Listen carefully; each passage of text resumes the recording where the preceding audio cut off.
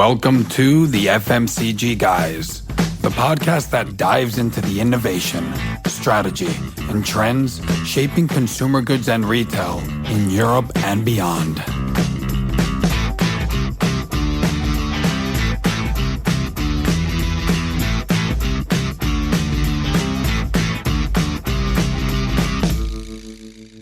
Welcome to the FMCG Guys podcast. Hello, Christina. How are you doing? Hi, Daniel. I'm doing well, getting through this very long January. I know. January, I don't know why. I guess it's been studied by psychologists, but it always feels like it's a month that feels like a quarter, no? Yes, I was trying to imagine that, the New Year's Eve was like right before the same month that we are in, like the first day of the year. And it feels like 90 days ago at least. I know, but I don't know why it always happens. Like whatever I do in January, and this year has been a bit different because I was in the US at the beginning of the month. It just feels always like a very, very, very long month. So anyway, I was thinking that since this is actually the first recording we do this year, it would be a good idea because we never do that. We talk about the show all the time, but we never talk about ourselves. So maybe we can tell a bit the audience of who we are and remind them. Do you want to start? Oh, happy to. So clearly, I am Christine and I'm a co-host of the FMCG Guys, proudly so, for a bit like 2 years, you can say now. I guess so. Yeah. My experience is in FMCG industry. I'm currently a senior director of strategy. I've held various roles in different very big companies. I started my career with supply chain, then moved to sales, then a bit of marketing strategy, digital, now full-on strategy. As you always like to say, Daniel, I've cracked the system because I've had an international career without moving from Athens. And I enjoy doing a lot of additional things in my free time. I've had a couple of side hustles, working on startups, opening businesses, closing them, writing books about it. So I guess that's how I spend my time. In Christina's language, a couple means like 5. But yeah, so I'll do a quick intro of myself. I'm Daniel. I came into the FMCG world through recruitment. So I've been doing headhunting in consumer goods and retail for 11 years or 12, which is scary to think about it. And yeah, I started the FMCG Guys podcast. Now we've been on air for 5 years, which is scary as well. And yeah, very excited about this year. I think we're going to bring the podcast to new heights with new guests, events. We're doing our London event now in a couple of weeks only. And yeah, we basically interview here. We always end up speaking out the podcast. We interview top leaders in consumer goods and retail on a bi-weekly basis. And this is the case today because we're joined by Carl Kühne's CEO, Kai Bendix. Hello, Kai. How are you? Hello, Daniel. Hello, Christine. Nice to be with you. I like the background with all the Carl Kühne products that you have there. Of course, it has to be. This feels like home, doesn't it? Yeah, exactly. How has the year started for you? Does it also happen to you that it feels like January is like a quarter? I was about, to answer to exactly that challenge because you might be complaining, but I have to add to that with a multiple because I'm based in Hamburg with a company, and Hamburg, of course, is in the north of Germany. North of Germany means in January gray, a bit of gray, and a lot of gray. I'm sorry for you, Kai. Yeah, no, and plus the odd drizzle. But to be fair, Hamburg is a very, very beautiful city. And we know that spring is nigh. So come spring, come summertime, it's one of the most beautiful cities, if you ask me. But we have to work through the current phase and we'll come out stronger on the other side, okay? Yeah, and you actually work in Hamburg, but I think you live somewhere else in Germany, right? That's right. I have a bit of a complicated setup because me and my family, I should say, we live in the south of Germany in a beautiful city called Freiburg, which is close to the Swiss and French border. So Basel is around the corner. Strasbourg is not far away, to give everybody an idea, especially if you're not from Europe or from Germany. And it's this is also an important trivia. The area of Freiburg is meant to be the place where you have the most sunny hours in Germany. So it's very Mediterranean in terms of touch and feel. So I'm taking in that sense also a bit of the best of both worlds. Hamburg as the nice city that it is, with a lot of cultural options, and then there's Freiburg with the family, which is a beautiful setting in the Black Forest. So it could be worse. Wisely and strategically chosen, I would say. Yes. Chosen, it came my way, I should say. What's your form of travel of choice when you go from Freiburg to Hamburg? Because it's really like north and south of Germany. Yeah, it can be difficult to be true. Out of convenience, many a time I go with a plane. But still, you need to go to Basel Airport, which is an hour from Freiburg. You have the actual flight. Of course, you have the ramp up to the flight, and then getting home. So, it's probably almost the same as going with a train, but the train feels much longer. So I mixed a little bit between the two of them. Yeah, Basel, which is an airport which is shared between 3 countries, I think, right? Correct, you're right. Yeah, in fact, it says Freiburg also on top of it, but there's no good connection getting into from Basel into Freiburg, which is a little bizarre. They built the airport without thinking about, okay, people might want to go other places than Basel. Which I feel every time I take a flight from there.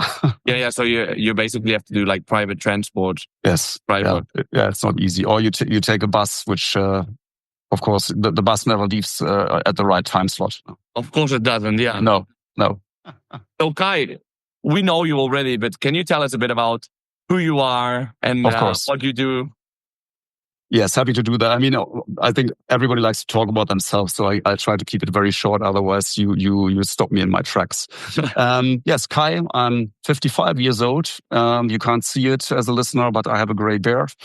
So 55, and I told you already, I'm married. I have to my wife Petra. 2 wonderful kids. The boy who's 14 called Arjun. We'll talk about this later. Why he's called Arjun. Indian name, obviously. And then there's little Lola, who's 12 now. And, as I talked about Freiburg already a little bit, one of the reasons I love it there is you can do wonderful treks and running. I'm an avid runner.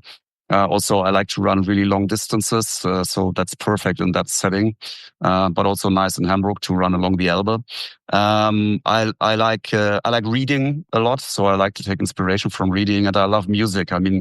My wife, my kids always say, "My God, as soon as you enter the apartment, there's always music because it's like a soundtrack of my life." So what music do you listen to? And you're talking to 2 people, Christina and I, who have like a bit different tastes. So okay, quite a bit.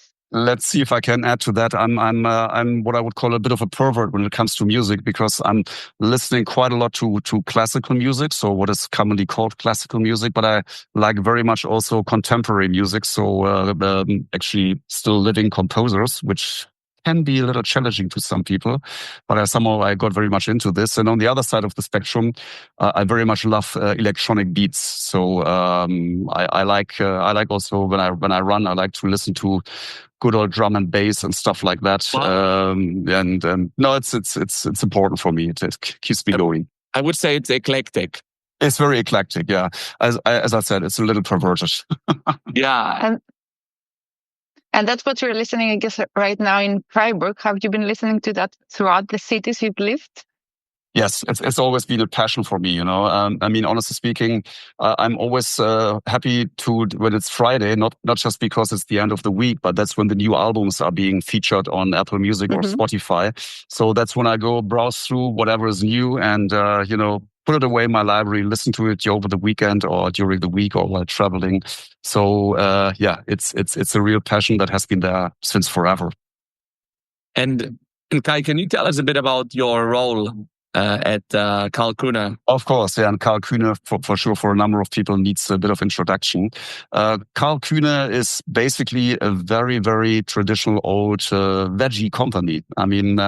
We were veggie, as we like to say, before the word even existed, because now buckle up, the company is 303 years old. So it was basically It started in 1722, so it's definitely one of the oldest companies in Europe, we can say. Not the oldest, but one of the oldest, yeah. And it's a family-owned company, 100% family-owned, and we are currently, I'm basically talking to the 10th generation since 1722. And as always with family businesses, the 11th is already in the making. We're an SME. Yeah, we're typical what we call in Germany Mittelstand, and I think the word has traveled across the world. So we are north of 400 million euros turnover. We are about 1,500 people. We are, of course, producing. I have quite a strong manufacturing footprint in Germany with 5 factories, big and small. We also have teams and factories sitting in France and in Turkey. France, why France? And where in France? We are close to Dijon because we are doing mustard. So Dijon mustards, you have to produce it in the Dijon area. And so it's always a nice visit to go there into Burgundy. The mustard is good and the wine is equally good. And the food. It's a good combination. No, and I can say that absolutely. Carl Kühne, and for the listeners, if they look at their phone, they'll see like the logo of Carl Kühne, and it's very like practically like a household name, or at least a brand that people will recognize from seeing in supermarkets. People would say, I've seen that somehow, somewhere. And maybe I'll add to that. So we have the team in France and the factory. We also have a team and a factory in Turkey. So office in Istanbul, plant is in Izmir. And we also have teams sitting in places like China and also in some other European countries. And we are present in about 80 countries, 80. Yeah? So yes, the home market, very loud and clear, is here in Germany, but the international markets have become very sizable for us. And what is also probably noteworthy is we're doing branded business under the brand Kühne, which is like an umbrella brand, so which is great because everything feeds into basically one brand equity. And we're also doing a very sizable B2B business, which is basically about servicing the QSR channel. Yeah, so there are some big clients like Burger King, like Subways, Domino's, and not to mention all of them, of course. But this is a very sizable business for us. We do private label business, and we also do industry business. So meaning big lorries, tanks filled with mustard or with vinegar are going to our customers. So we're like a pre-product for their further production. And the whole company, if I may say that as the last thing, is basically built around condiments. I mentioned some of the products already. So we're the market leaders in good old gherkins, pickled gherkins, where you say, yeah, that's a really old product. And yes, it is. But the fun thing about is the following. If you are young, you might not go to our shelf and pick up a glass of pickles. If you go home and mom or grandma puts that same jar on the table, everybody's hands are in, right? So the magic we have to bring is how do you get the fingers into the jar and then get these same fingers to go to the shelf in the supermarket or in the discounter and to pick that very jar for themselves. So that's our challenge in a nutshell. Yeah, we also do barbecue sauces. We do dressings, so salad dressings. I mentioned already the mustard and then the vinegar. So it's a quite big portfolio, and all of the products are vegetarian or even vegan. That's incredible. And I love how we're bringing this kind of business, if you want, in front of our listeners, because indeed it's not like a household name, one that you can recall, but right. For sure no one, at least like speaking for myself, I cannot go for my cheeseburger and not have the gherkins in it. So exactly, that's how it goes. So as we always like to say, yes, you can live without our products, but that just something feels missing. If you have that nice slice of bread and cheese, and if there's not the gherkin coming with it, yes, you can eat it, but it's just not that nice. Yeah, it just sucks. I get that. And Kai, you have had a long career, and already you have mentioned a couple of different places with a lot of enthusiasm. And right before we started the podcast, we're also like exchanging memories from like Sofia and other markets. So tell us a little bit, how did you decide to go international, and what made you take the decision? Right. I guess it started even with the first decision, which is after my studies, in which I did in Germany in a place in a nice university called Münster. The first choice was, of course, where do I start? And I was lucky because I started in Beiersdorf, and I ended up. Well, ended up is a bad saying, is a bad wording, but I ended up at Beiersdorf for 21 years. So it was a really long time. And to give you a spoiler already, I would always do it again. It was a great time. And the reason why I joined, one of the reasons I should say, was that I can go international with that company. The other one, of course, was this wonderful brand called Nivea, which I guess does not need any introduction. And of course, there are other beautiful brands like Hansaplast and La Prairie is part of the Beiersdorf group. Eucerin, which is also a very well-known derma brand. So there were many reasons. And one other reason was, it was also already in those days Hamburg. So the head office of Beiersdorf is in Hamburg. And I started there very classically, trainee program, then for 5 years in Germany and in the marketing. So that was also a great opportunity, to learn the tricks of the trade with a iconic brand like Nivea. But I was always pushy towards my bosses in those days, saying, "Yeah, you always offer me some other nice job in Germany, but I want to go abroad." Yeah, definitely. And one of my bosses always said, "Kai, just be patient, just wait, because, the jumping pad will get bigger and bigger, so you'll get a really nice job." I said, "Okay, Thomas," to give him a name, "Thomas, I'll take you by the word." And, well, how should I say? He delivered, because my first assignment abroad was going to at those days, probably more exciting place than today, because it was Bulgaria. So I went to Sofia. You mentioned that already, Christine. And if we are now talking the year 2003, so quite some serious time ago. Bulgaria was not a member of the European Union, nothing like it. Supermarkets were just up and coming. Yeah. So it was still a very traditional market, and I had a great time there. Again, learning tricks of the trade. As a young man, I was just 32 years old, being given the responsibility for, of course, a small Beiersdorf market. Yeah. I think in those days we were something like 12 million euros, so it wasn't the world, but it was a great learning case for me. And how to deal with distributors, which was total news to me. So there were tough negotiations, probably for the first time in my life, where I had to stand up towards two Bulgarian gentlemen who were, formally running the business before I came in, and who, of course, took not much pleasure of this young German guy coming in and telling them, how to run Nivea business. So there were good learnings in this. And another great learning was that I was also able in those days to establish another sub-affiliate, if you want, so of Bulgaria, which was the little affiliate in Macedonia.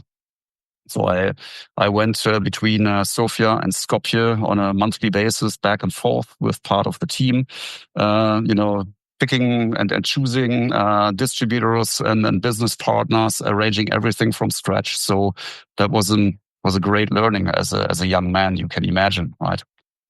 Yeah. Very different as well.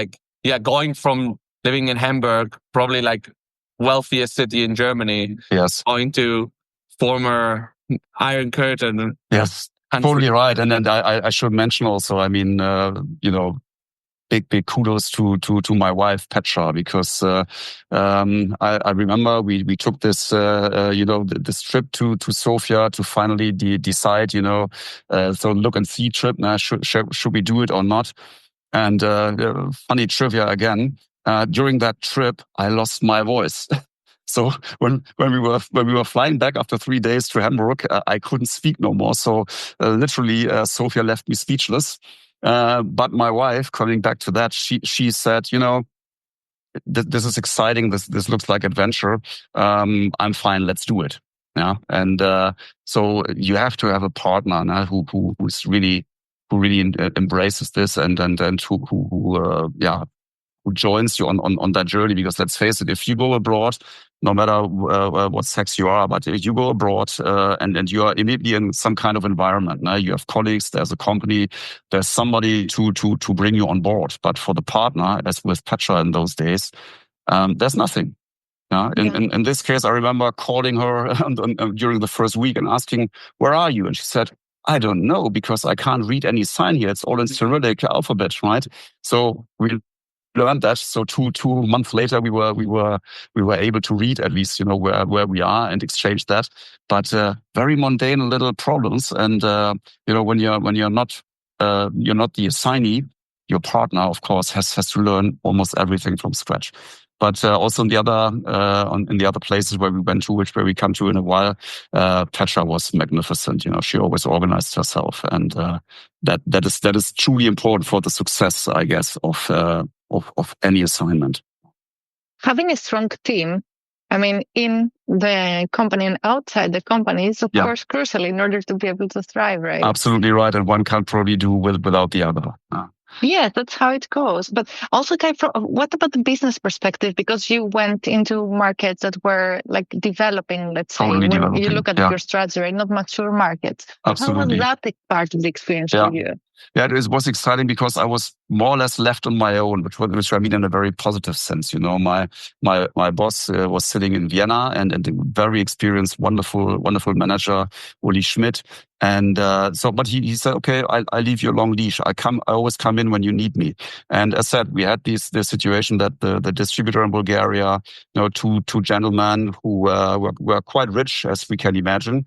And who were used to running all that business as an import business on their own, and all of a sudden there comes this young guy knocking at the door saying, "Hello, I'm Beiersdorf, and I'm taking over the business, and we need to discuss." Yeah.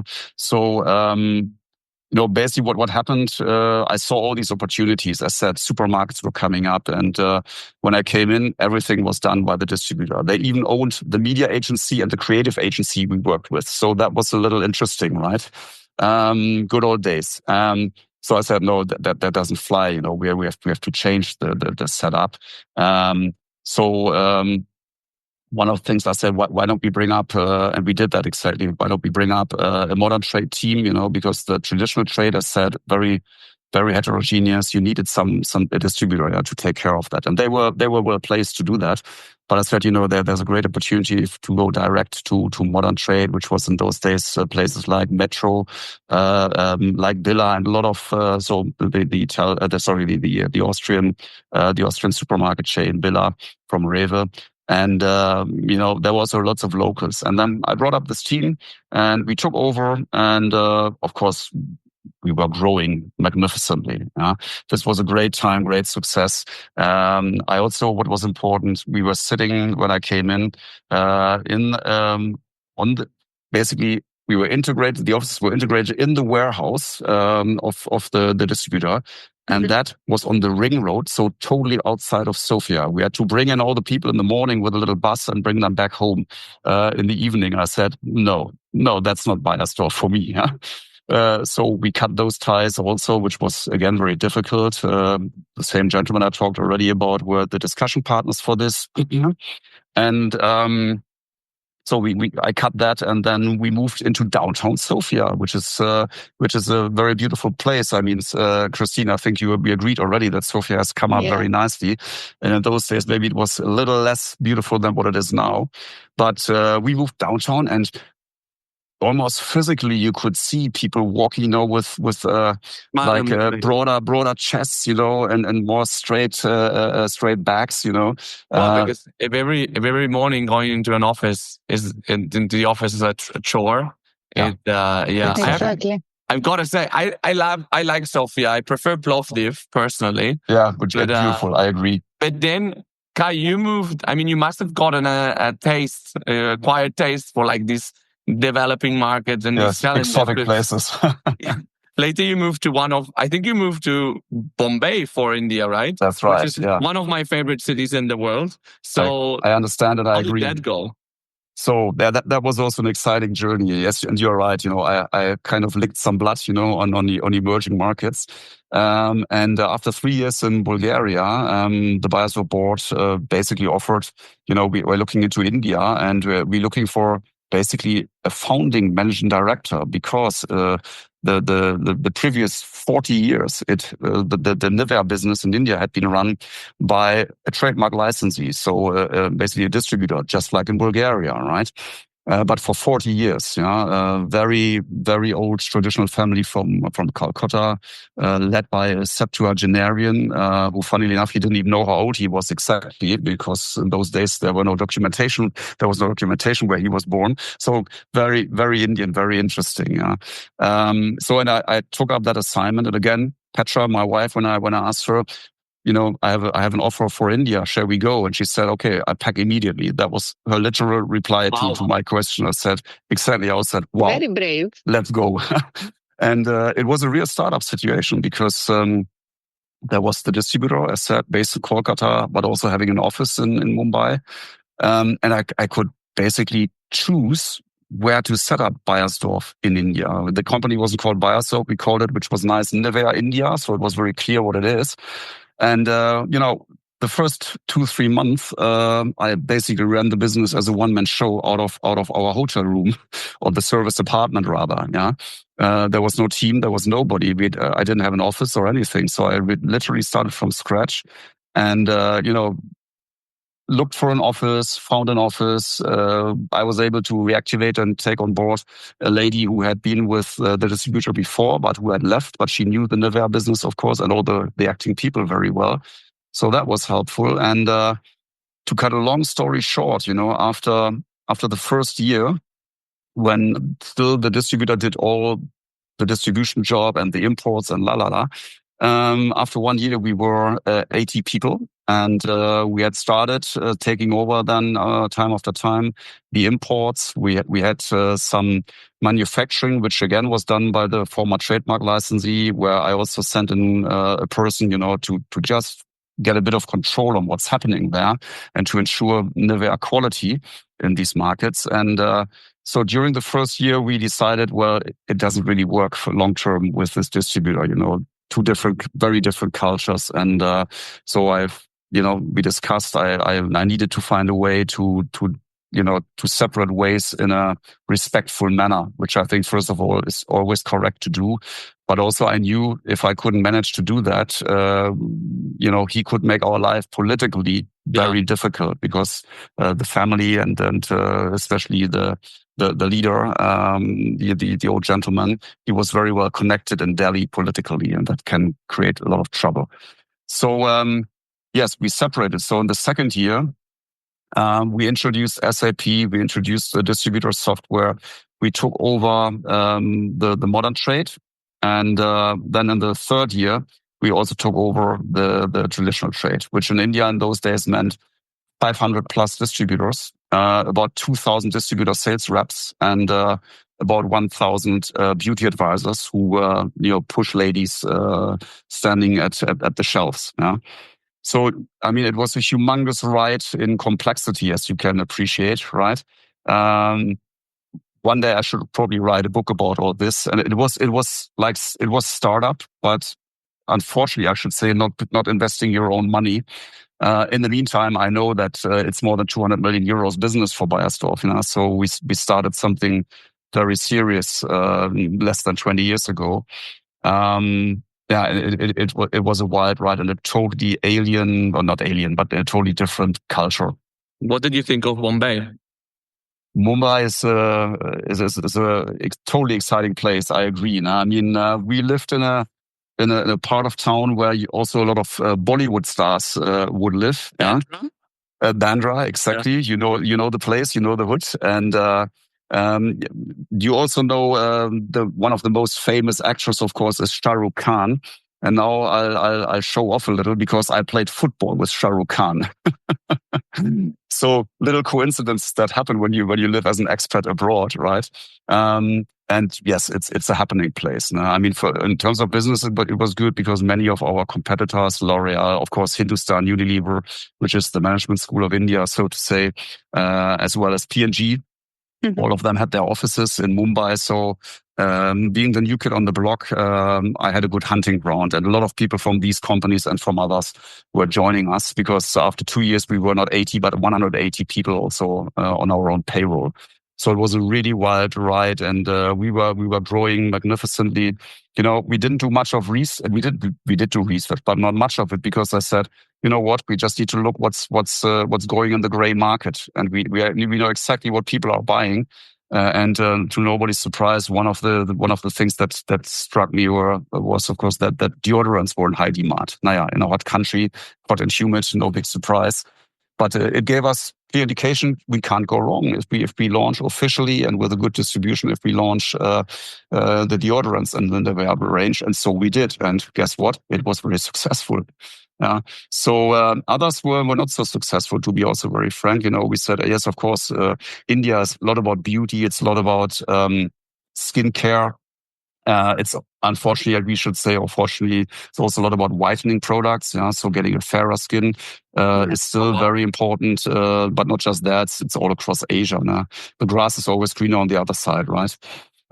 So basically, the skincare range, we said, well, that's a must. We have to launch it. And a learning for me was we were too early. We should have first kept going on developing the brand slowly but surely before you go into the highest echelons of skincare, which is, of course, the face care market. That was a learning, a good learning, but a hard-earned learning, as you can imagine, because obviously we spent money against it, and that money somehow, in the end, went wasted. Later after my times, the Beiersdorf took the decision, of course, to come back, and now it's to the best of my knowledge, it's very successful. Also, the face care range in India. But you never fail, right? You either win or learn. I guess you were just on the learning. Yeah, that's right. It of course. I mean, it was a failure. Yeah, I'm totally happy to have the humility to say that there are always mistakes, that happen, and this was one of them that I committed. And still, yes, it's a learning. I mean, you come out richer, and that's what it was. And Kai, you speak with such enthusiasm about all the amazing things that you had accomplished in those kind of markets where you had the freedom, and indeed you were kind of like in a startup environment, but then you found yourself back in headquarters and in developed markets. Yes. How come you made the change? Was it like conscious from your side, or was it more driven from the company? Well, I think that's always a bit of part of being in a corporate career. Now you're doing good, you're doing well, and you're getting something offered on the silver platter, which you can't say no.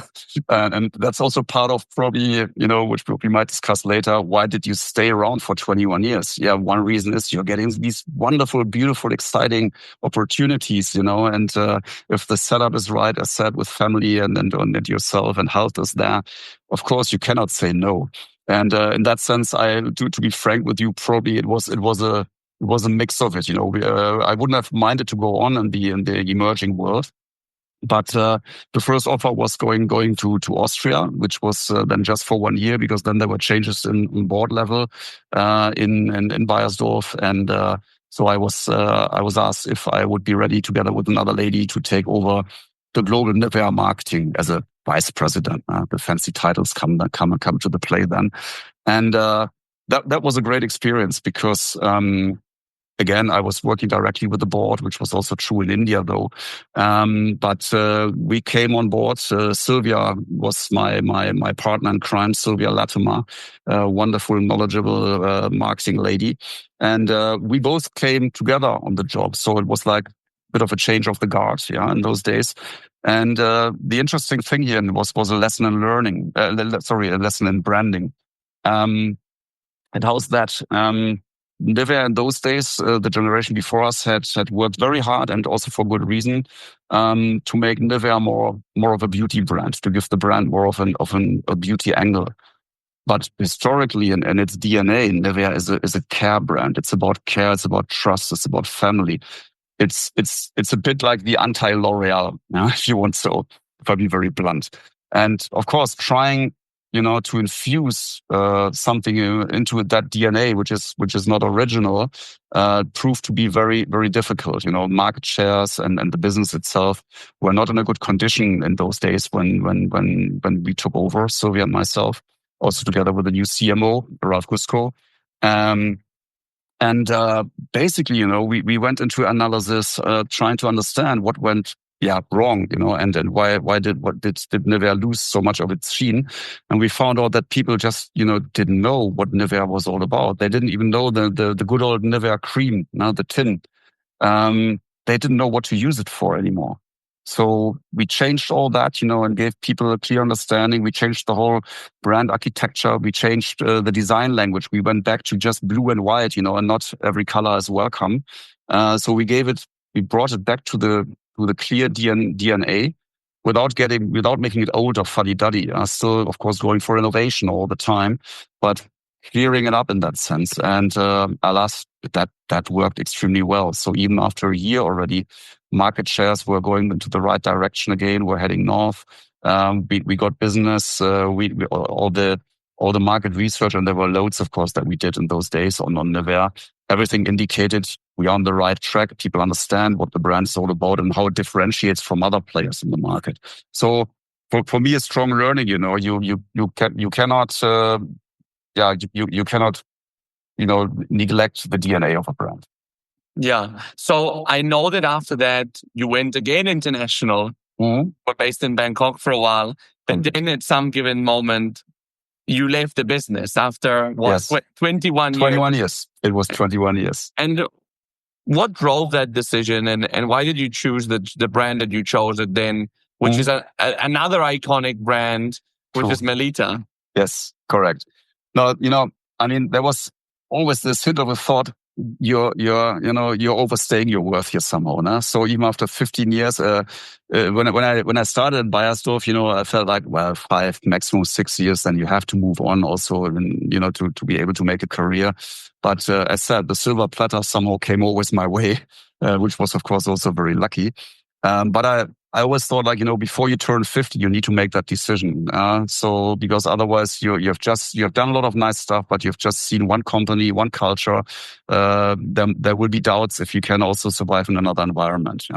And obviously, as it goes, companies change, managers change. So there was a CEO who was very much changing the company, and also in ways where I disagreed, and where a lot of people were made to leave the company. So I decided maybe it's a good time now to look around, and to very calm, without any rush. And yes, as it goes, headhunters are always there, which is you were one, Daniel, and it's nice to get into conversations. And one of the conversations in those days was for Melitta, and they were looking for a CEO for one of their 3 verticals. And it's a separate company called Cofresco, which does household goods, basically. So very different from cosmetics, but I wanted to do something totally different. It's an iconic brand within another iconic company. Exactly. So Melitta was, of course, is more known for coffee and coffee machines. But I had my little own kingdom, which was quite nice, honestly speaking. Which was the Cofresco brands called Toppets and Swill and Handybag, so it has different names in different countries. And it was my first CEO role. So that, of course, was kicking me in a still quite big mid-sized company, because I think most people don't know, but Melitta is about almost 2 billion euros turnover. Yeah. So it's not a small company in that circle. But running, one of the 3 major businesses within Melitta was great. And I had these nice opportunities there, to reorganize the business, to restructure a bit, to bring marketing and R&D closer together. But in particular, most of the products are plastic products. We're talking about cling foil, we're talking about aluminium foils, we're talking about boxes, containers, and there was not really a good enough, sustainability strategy.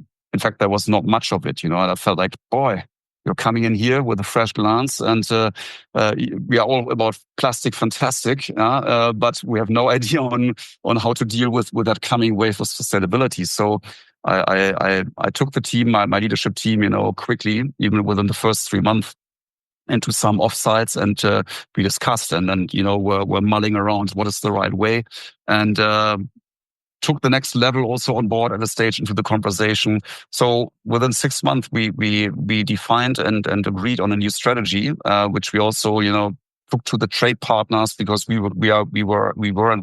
the company still is market leader in most of the segments where they're active, and the reaction was overwhelming because they all said, "You're the market leader. We were expecting this from you for such a long time. So great that you finally deliver." So we had the full support of trade partners and also internally, because a lot of people had fingerprints on the strategy. We went quickly into implementation. We went into recycled versions. We went into some first collaborations with universities and with other companies like Nestle, who are very much more advanced, in how to get into a recycling stream and how to make products out of that. And the first products, again, after 1.5 years since I started, we had the first products on the market. So that was a great experience. Added to this, during my days then, the Italian competitor, so to say, was acquired by Melitta. So integrating this Italian company, which also had an international footprint itself, into the Cofresco and Melitta world. I couldn't have asked for more. It was the perfect first CEO assignment, I would say. And then, funnily enough, you went back to beauty. You are right. In the middle of the COVID crisis. So well, I know even ahead of it to be true, but I'll tell you the story. Okay, so tell us the story of how you lived COVID, because I know that it hit you hard and personal. So yes, that's right, and I also be happy to talk about that very briefly. So as sometimes happens in life, you get an immoral offer, I should call it. Yeah. So I was, after 2 years with Cofresco, I was asked by a private equity company if I would be ready to look at a CEO role in an amenities company, which basically is supplying hotels and cruise ships and airlines, with the little amenities that we all like now. So the shampoos, so all the skincare and personal care products. And I said, well, I wasn't really looking out, but that sounds interesting, with your own stake and a very international company. They wanted to grow in Asia. So it was all nicely laid out and again, too good to say no. And I signed my contract, and now comes the tragic bit, in January 2020. And we all know what happened from latest March 2020. Yeah, hotels and cruise ships didn't do very well that year as of March. I know. I always like to say, I started finally in July in that company of 2020, and got more and more nervous every month, of course. So where's this going? And I looked at sales reports where every line said 0, -100%, 0, -100%. I mean, what a disaster for all of us. But of course, it felt particularly unfortunate, to have entered such a company during that time. But okay, stiff upper lip. I mean, I worked hard with the team again, also to think about what does that mean strategically. How can we survive, first of all? Because it was really a matter of survival, as you can imagine, and that kind of industry. There was no way. We tried to even get into consumer products, but the company, obviously, from its history, was not even able to create a barcode, because they never used barcodes. So it was we had really very basic stuff to do.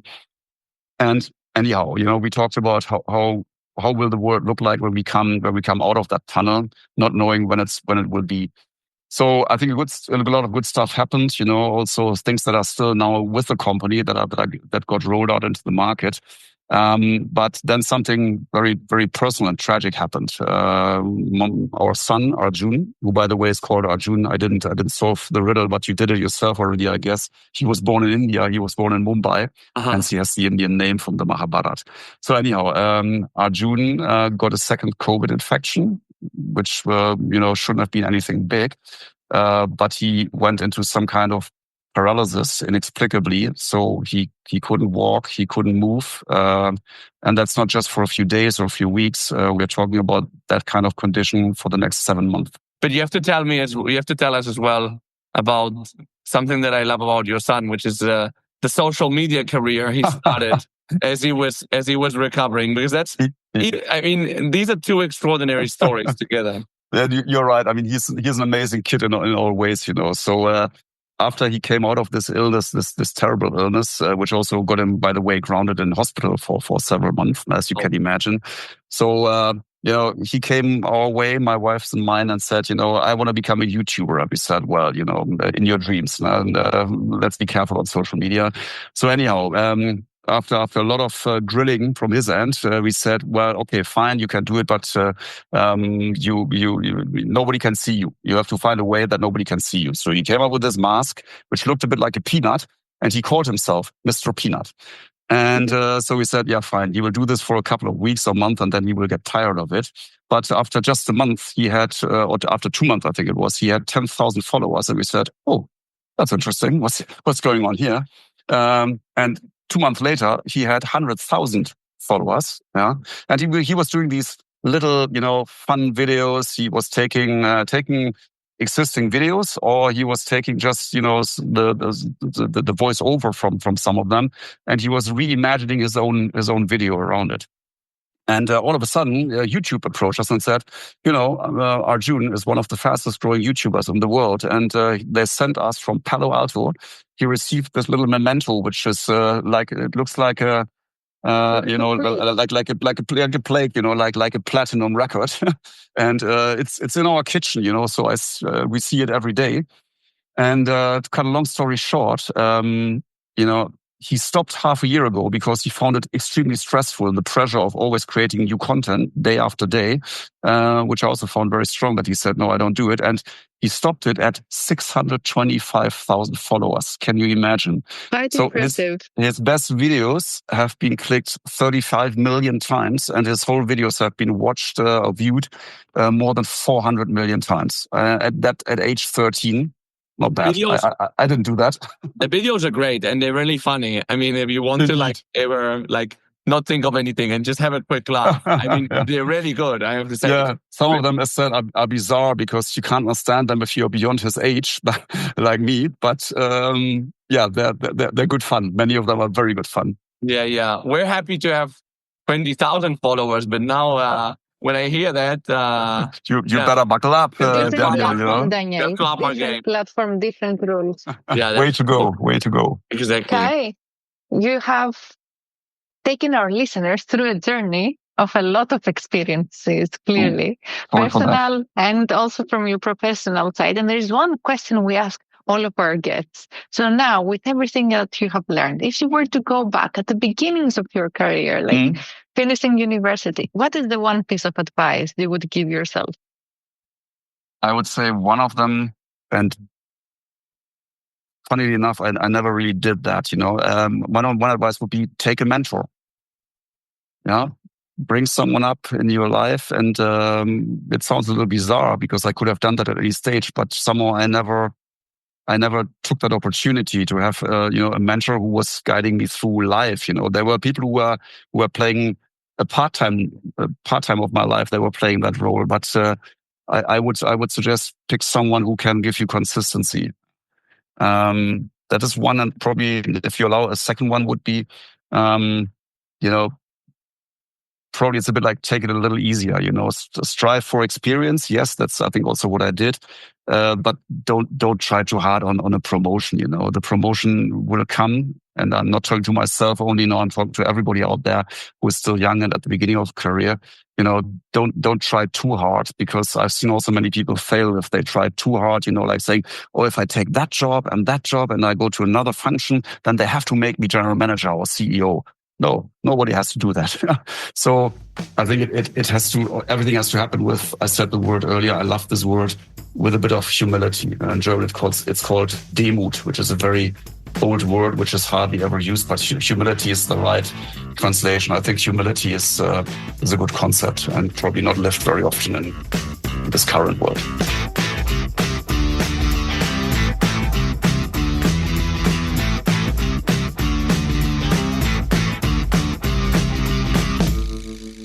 This was Kai Bendix, CEO at Carl Kühne. Christina, what are your key takeaways from this conversation? That my life would suck without my pickles. You eat a lot of pickles. You eat a lot of pickles? And cheeseburgers, yes. Do you eat a lot of cheeseburgers? Oh, occasionally, on cheat days. But look, jokes aside, Kai has had a very interesting career, right? And he's part of a company right now that okay, when I heard the name, I thought I didn't know it. When I saw the logo, I'm like, oh, I probably have something in my cupboards, right? And he has had a very interesting career with all those years in Beiersdorf and all the changes he made. And it was very interesting to hear about his transitions between like developing countries to more mature countries and headquarters and then out again and then back in. Yeah. By the way, Carl Kühne is over 300 years old. 1722, imagine. Crazy. I had never heard of it, actually, like as a name. As a name, it's not one that came top of mind. Top of mind awareness is low. Yeah. So yeah, no, I thought his experience moving to Bulgaria and India in markets that were kind of nascent in modern trade, very interesting. I think that the only really real frontier there is now, in broadly speaking, in these terms of going to a market that's really nascent, is probably Africa these days. I guess so. Perhaps Southeast Asia, there are some markets that might be under developing status for some companies, and even perhaps in Latam. I'm not sure to tell you across all the different parts of the industry. It's also a matter of legacy in some cases, where companies originate from and what their original route to market was. But listening to Kai and how he made all those choices, to go to markets that were not in the developed or mature set of markets for Beiersdorf, I think that it's very important, the fact that he felt he had a team in the company and also a team outside the company with his wife. Yeah. And many times we tend to forget, like we expect people to be mobile, but the level of support they need in order to make some choices that are quite brave, to be fair, in essence, companies tend to forget what it takes. Well, they say that choosing your life partner, right, is a very important one, right? Correct. But you choose your life partner at a certain point in your life, and then a lot more offers might come to the table that you were not considering. Oh, yeah. Get them right. And you have to make strong decisions together as a team. Yeah, totally. We were also talking before about the distributor management and how it's not a purely transactional relation, really.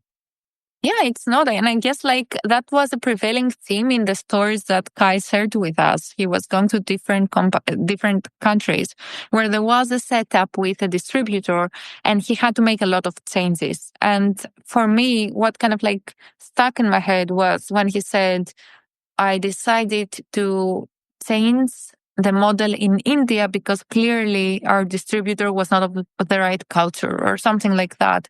And usually when we're making decisions, people are looking, at P&Ls, perhaps, taking over to the balance sheet. What's going to be the impact, the pros and cons, route to market, capabilities. But then culture comes at play. I don't know how you see it, like from a recruitment point of view. Obviously, I guess it's something very high in the priorities when people are looking for people to join the team. But when we're looking on whom to collaborate with, how does the cultural factor come at play? Totally. Like one, from a recruitment point of view, companies that are well run will look at, the fact that sometimes you find viral videos that are like, the most important thing is the personality and you should look at that. That's not very true because at a certain level, you need certain capabilities and you need a certain personality as well, right? So if you understand your culture, you're going to hire people that are aligned with these culture and values, right? But at the same time, I can say I've had clients that I've worked well with and clients that I haven't. And when it's been a good cultural alignment, or when there's been that mutual learning process of understanding each other's way of being and culture, i.e. meeting in person and spending some time together, the chances of success are much higher. Yes. So I guess like that's kind of my takeaways from the very rich experience of Kai. Fantastic. So if you ever go to have a burger with Christina, make sure you order pickles for her and for me as well, because I also love pickles. So thanks to everyone for listening in, and we'll see you in the next episode of the FMCG, guys. Have a great one.